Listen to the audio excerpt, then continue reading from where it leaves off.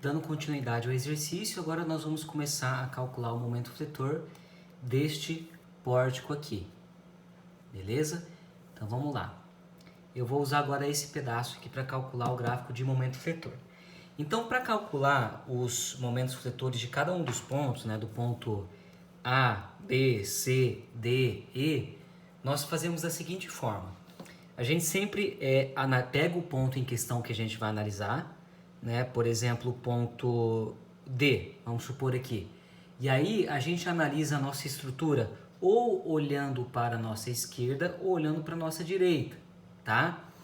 E então, através desse método aqui de seções, a gente corta a estrutura e vamos analisar ela da esquerda ou para a direita para descobrir qual que é o momento fletor que o nosso ponto está sofrendo, tá? Muito bem, então vamos lá. Começando pelo nosso ponto A aqui, tá? O nosso ponto A. Então, o momento fletor em A, quanto que ele vale o momento fletor em A? Partindo do princípio que nós podemos, em A, olhar ou para a direita ou para a esquerda, tá? Então, é mais fácil a gente, nós temos essa opção de olhar a estrutura toda aqui para a direita ou de simplesmente olhar o que está acontecendo para cá de A, que não tem nada, né? O que nós vamos optar? De analisar o que está para a minha esquerda aqui, para baixo. Como não tem nada, a gente conclui que momento fletor em A igual a zero. Mesma coisa no momento fletor em B, né?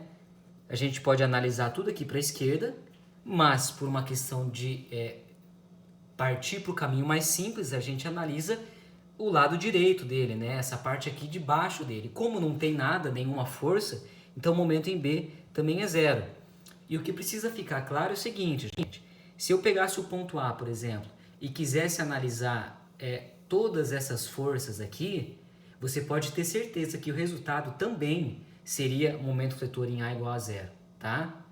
Independente de você olhar para o lado direito ou lado esquerdo, o resultado sempre vai ser o mesmo, tá? Porque é uma estrutura que está em equilíbrio.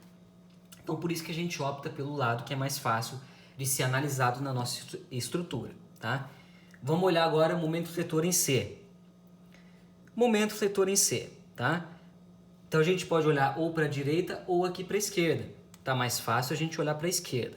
Então, se nós fizermos aqui um esquema dessa nossa seção, nós temos esse desenho aqui, né? Aqui nós temos uma força de HA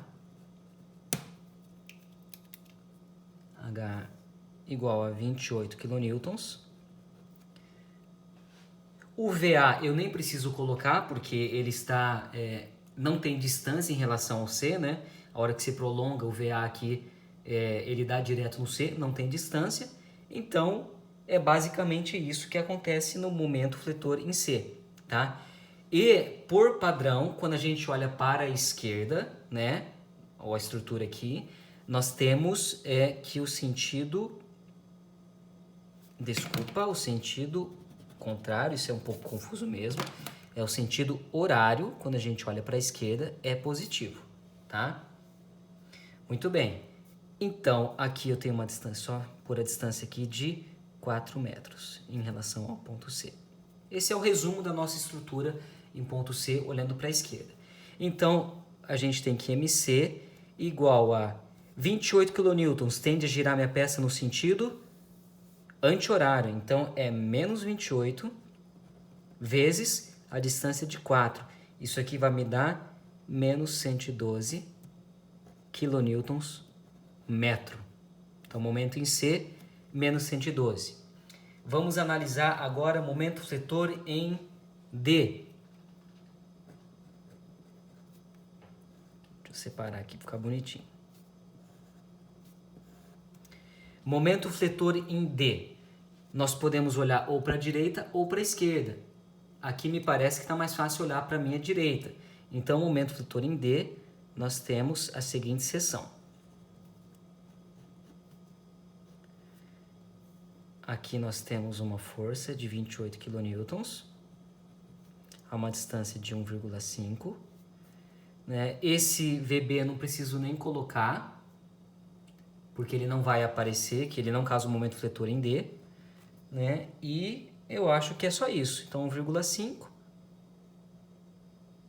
E é isso, só isso que vai gerar momento fletor quando a gente olha para a direita, tá? Como a gente está olhando para a direita, agora inverte, né? Então, no sentido anti-horário, é positivo, tá? Então, o 28 kN, ele tende a rotacionar a minha peça no sentido, aqui no sentido horário. Então, é horário, nesse caso, horário é positivo. Então, é menos 28 vezes a distância de 1,5. E eu vou ter que isso é igual a menos 42 kN/metro. Achamos momento fletor em D. Vamos achar agora o momento fletor em E, tá? Gente, não precisamos nem fazer cálculo aqui, tá? Por quê? Momento fletor em E, se a gente olha para a esquerda, nós temos todas essas forças atuando, mas se a gente olha para a direita, não tem nenhuma força que cause momento fletor em E. Só esse VB aqui, né, do lado direito, mas ele não tem distância, né? Ele está direto no ponto. Então, se a gente olha para a direita, não tem nenhuma força que cause momento fletor, então ME igual a 0, tá? Tranquilo assim, tá? E lógico, se eu olhasse para a minha esquerda, você pode ter certeza que ME também daria igual a 0, tá? E agora, gente, tem um outro ponto que é muito importante a gente descobrir quando a gente fala de momento fletor, que é aonde o meu gráfico de cortante ele passa aqui pelo meu gráfico, né? Essa linha aqui, tá? Porque esse ponto aqui é o ponto que vai acontecer o nosso chamado momento máximo, tá? E ele, então, é muito importante para aparecer no gráfico de momento, certo? Então, qual que é o nosso momento máximo? Vamos analisar aqui, podemos olhar ou para a direita ou para a esquerda. Se a gente prolongasse, assim, esse momento máximo aqui no nosso gráfico de cima, deixa eu agora afastar um pouquinho mais, tá? Nosso momento máximo vai estar assim, não é necessariamente no meio aqui, tá? Tá uma distância aqui,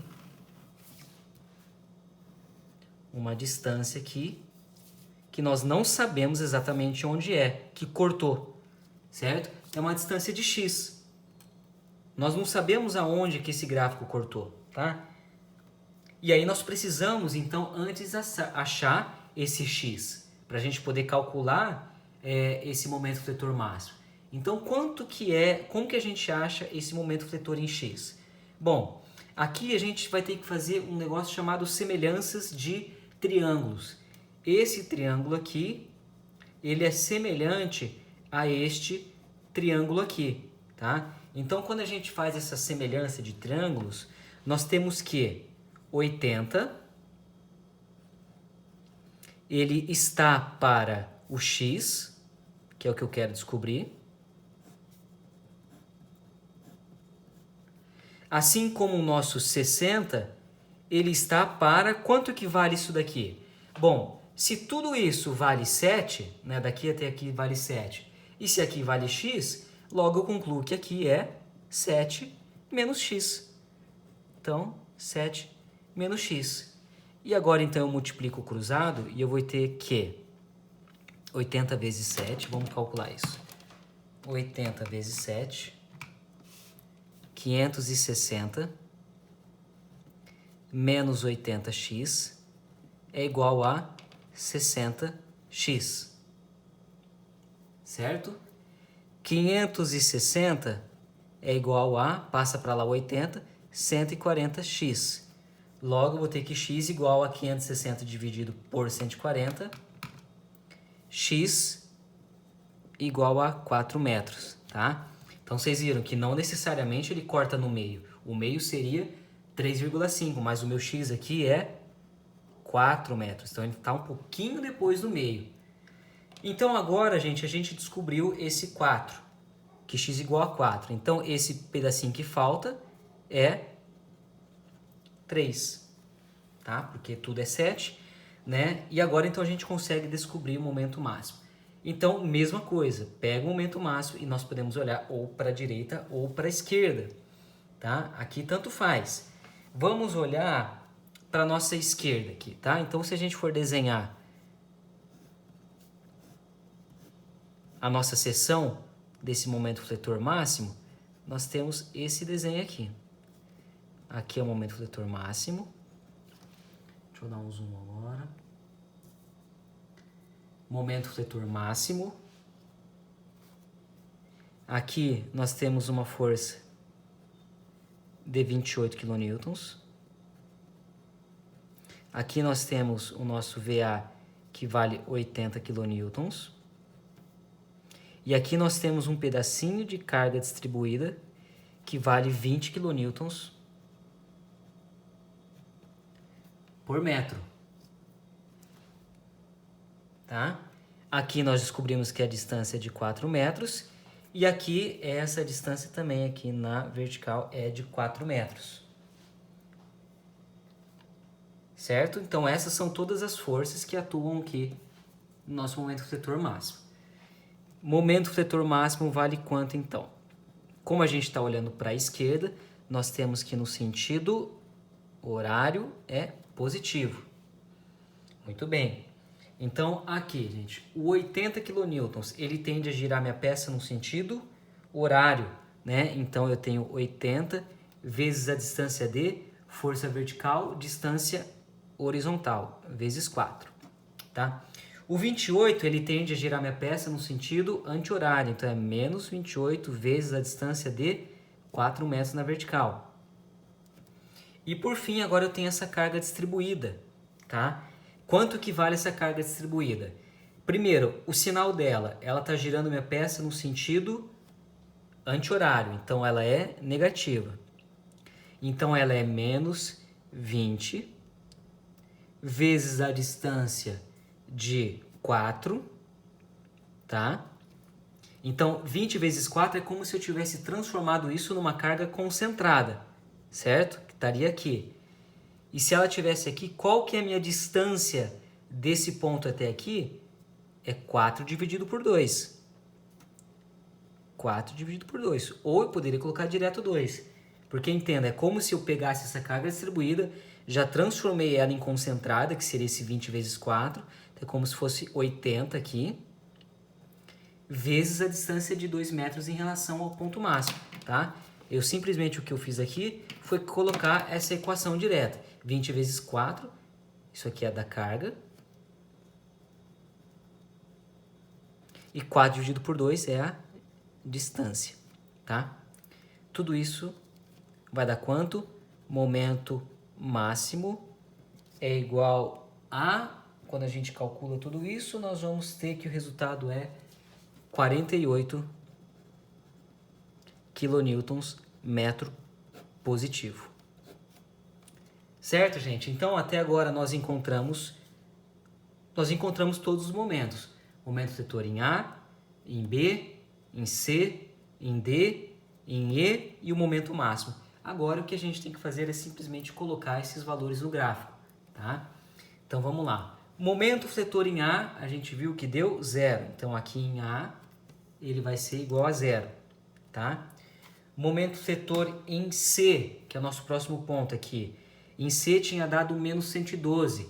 Então, muito importante, os sinais aqui no gráfico de momento fletor. Aqui inverte um pouco, tá?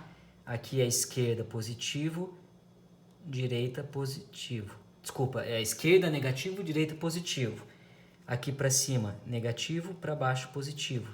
E aqui inverte, ó, direita negativo, esquerda positivo, tá? É confuso assim mesmo, mas vocês vão pegando o jeito. Então, voltando aqui, momento em C deu menos 112. Então, nós vamos fazer aqui uma linha de para cá, né, para a minha esquerda, de menos 112. Tá? Vamos primeiro colocar todos os momentos e depois ligar esse gráfico, tá? Menos 112. Agora vamos analisar, vamos tombar, tá? E agora analisar o gráfico na horizontal dessa barra aqui, tá? Percebam que essa barra aqui, ó, a AC, por que eu coloquei para cá? Porque é como se a gente estivesse analisando a barra assim, ó, tá? Pensa do jeito tradicional. Então, vira a cabeça 90 graus para entender melhor. O 112 em C, quando a gente está analisando a barra C, ele vem para cima. Agora a gente vira a cabeça e analisa a barra CD.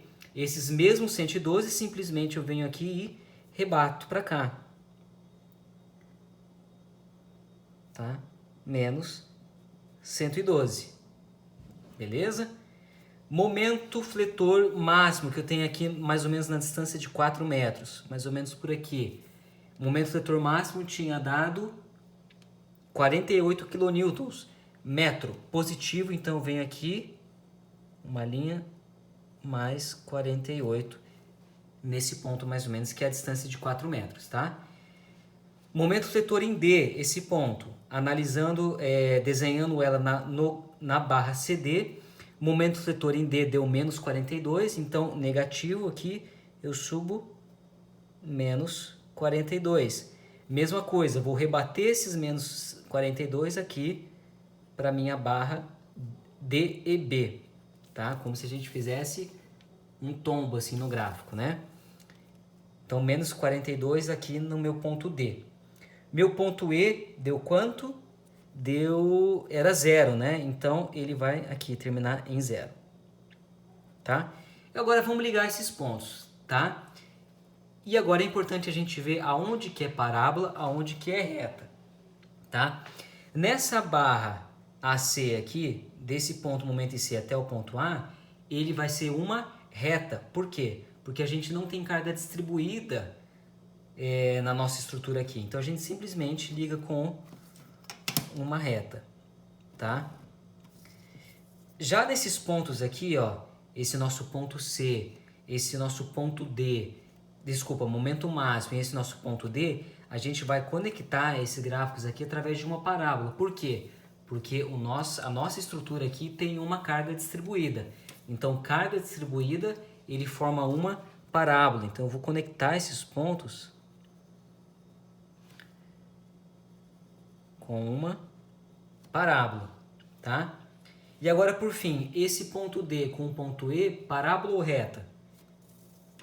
Não tem carga distribuída, então é uma reta. Então, eu simplesmente pego esse ponto e conecto aqui, tá? Então, esse é o nosso gráfico de momento fletor. Beleza? Tem outro jeito de a gente achar os valores de momento fletor? Tem. Um jeito até um pouco mais rápido, que é através do cálculo de áreas do nosso gráfico de força cortante. Tá? Então, como que a gente faz isso? Por áreas. Vamos fazer esse outro método aqui. Por áreas. A gente põe nome nessas áreas. Então, aqui no gráfico de cortante, nós vamos chamar esse retângulo de área 1, esse triângulo de área 2, esse triângulo de área 3 e esse retângulo de área 4, tá? Então, vamos lá. A nossa área 1, nós temos aqui um retângulo de menos 28 de base vezes a altura, que é de 4 metros. Então, menos 28 vezes 4 é igual a menos 112. Vamos pôr aqui as áreas acumuladas. Tá? Então, veja bem, se eu estou calculando essa área aqui, o momento fletor que eu vou achar é do ponto logo em seguida. Então, essa área aqui vai me dar um momento fletor em C. Tá? Então, eu tinha 0, agora com menos 112, fui para 112. Bateu 112 com 112? Bateu, tá? Vamos continuar. Área 2, eu tenho agora um triângulo, então é base vezes altura dividido por 2. Então, é um triângulo de 80 vezes a base de 4 dividido por 2. Isso aqui vai dar 160. Menos 112 com mais 60, eu vou ter 48. Bateu aqui 48? Bateu, porque eu calculei a área agora acumulada desse mais esse, então eu acho o próximo ponto, que é esse daqui. Show de bola, bateu. Área 3, eu tenho um triângulo de base 3, vezes a altura, que vale aqui, era menos 60. Tudo isso dividido por 2. Então, isso daqui vai dar menos 90. Então, 48 menos 90 igual a menos 42. Bateu? Bateu, show de bola. E agora, por fim, a área 4, né, que nós temos aqui um retângulo de 28 vezes 1,5 metros. 28 vezes 1,5, 42 positivo. 42 menos 42, 0. Bateu? Bateu. Fechou as áreas. Então são dois métodos, perceba que isso é bem mais rápido, né? Mas é importante também entender como que faz isso, né?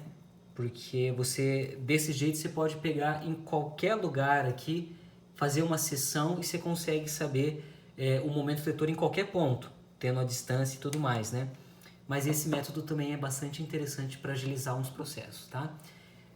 Então é isso, pessoal. Até a próxima aula. E é isso aí.